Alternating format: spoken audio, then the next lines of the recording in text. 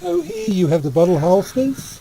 This is a smaller one, 250ml bottle sprayer. And also this is a 1 litre one, and you notice those two had zip ties to hold them in.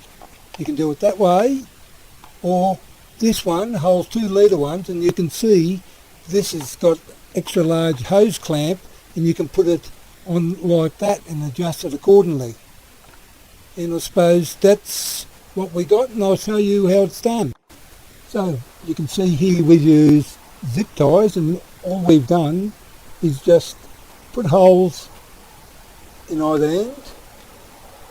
500ml, this is 1 litre one, same thing, but they're pretty small, so we can use these zip ties. That's about as long as we can get, and they're nice and wide. However, when you have a 2 litre one, you need hose clamps, large hose clamps like these, which you can get at the hardware store, and find using this you can adjust it accordingly to the container you're using.